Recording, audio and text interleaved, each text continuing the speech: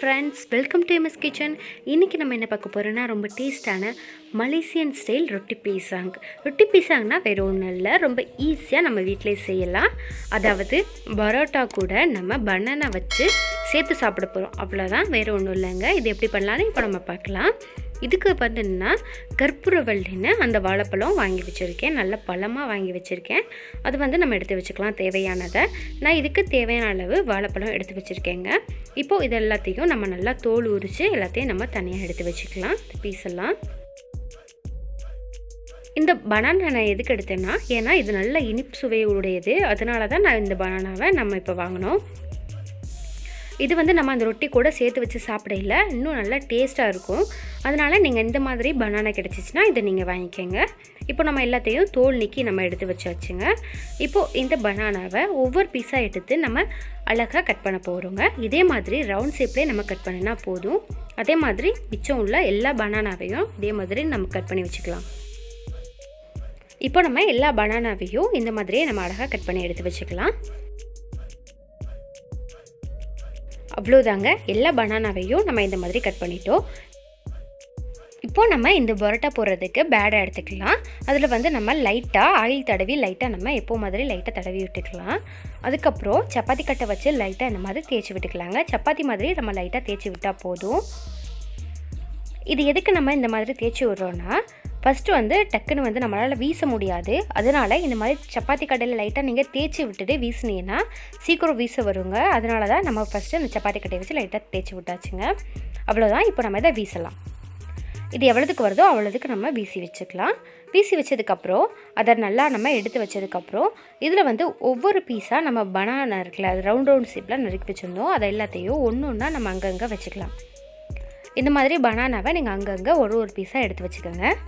பரோட்டா மாவு எப்படி பிசையுதுன்னு நம்ம ஏற்கனவே வீடியோ போட்டிருக்கோங்க, நீங்கள் அதில் பார்த்து தெரிஞ்சுக்கோங்க. நான் உங்களுக்காண்டி இது கீழே லிங்க் கொடுத்துருக்கேன், நீங்கள் அதை பார்த்து தெரிஞ்சுக்கோங்க. இது வச்சதுக்கப்புறம் நம்ம இது மேலே கொஞ்சமாக சர்க்கரை தூவ போகிறோம். ஏற்கனவே பனானா நல்லா இனிப்பாக இருக்கும், அது கூட கொஞ்சம் சர்க்கரையும் லைட்டாக நம்ம தூவி விட்டால் போதும், நல்லா டேஸ்ட்டாக இருக்குங்க. அதனால் இப்போ இது கூட நம்ம பட்டர் கொஞ்சம் குட்டி குட்டியாக கட் பண்ணி வச்சுக்கலாங்க. அதையும் அந்த பனானா மேலேயே நம்ம இப்போ தூவி விட போகிறோம். அதுக்காண்டி சின்ன சின்ன பீஸாக நம்ம ஃபஸ்ட்டு இதை கட் பண்ணிக்கலாம். அவ்வளோதான். இப்போ நம்ம அதை கட் பண்ணியாச்சுங்க. இப்போ இதையும் அங்கங்கே ஒரு பீஸாக நம்ம அதை தூவி விட்டுடலாம். அவ்வளோதான், நம்ம எல்லா வேலையும் முடிச்சிட்டோம். இப்போ அதை மடிக்கலாம். பாருங்கள், இந்த மாதிரி தான் நம்ம ஃபஸ்ட்டு அதை மடிக்கணும்.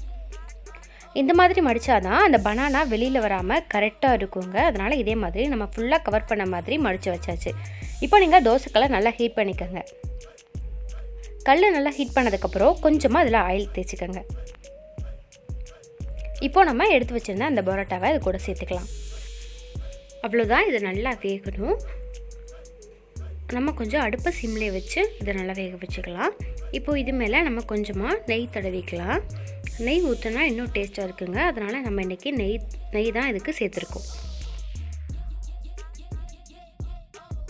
அவ்வளோதாங்க. இப்போ அந்த ஓரத்தில் நல்லா வெந்துருச்சு. இப்போ லைட்டாக அதை நம்ம திருப்பி விட்டுறலாம். இந்த மாதிரி கொஞ்சம் நம்ம நல்லா வேக வச்சு லைட்டாக அதை திருப்பி வச்சாதான் சூப்பராக அது வேகும். பாருங்கள், நம்ம சேர்த்துருந்த அந்த பட்டர் எல்லாமே நல்லா அந்த ஹீட்டில் நல்லா உருகி அந்த பனானா கூட நல்லா மிக்ஸ் ஆயிரும். அவ்வளோதான், நல்ல ஹீட்டாகி நல்லா அது வேகட்டும். அதுக்கப்புறம் நம்ம இன்னொரு பீஸ் வச்சுருந்தோம்ல, அதையும் நம்ம எடுத்து இதே மாதிரி அந்த பனானா வச்சு நம்ம சூப்பரான பீசாங் போட்டுடலாம்.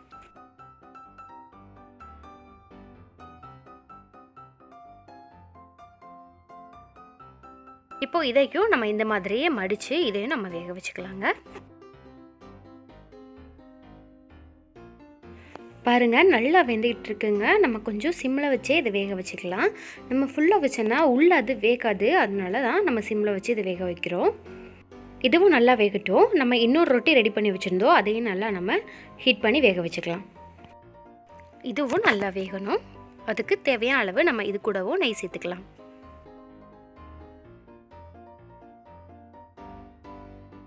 இது நல்லா வேகட்டுங்க. இப்போ நம்ம அது வெந்துருச்சான்னு பார்க்கலாம். இதுவும் நல்லா வெந்துருச்சு. இப்போ லைட்டாக அதை நம்ம திருப்பி போட்டுக்கலாம். நல்லா வேகட்டும். பாருங்கள், ரொம்ப சூப்பராக டேஸ்ட்டாக ரெடியாக இருக்குங்க. நல்லா பன்னு மாதிரி நல்லா வெந்திருக்கு. இந்த மாதிரி நல்ல கலர் மாறினதுக்கப்புறம் நம்ம இதெல்லாம் எடுத்து ஒரு பிளேட்டில் எடுத்து வச்சுக்கலாம். அவ்வளோதாங்க, சூப்பராக ரெடி ஆயிடுச்சுங்க.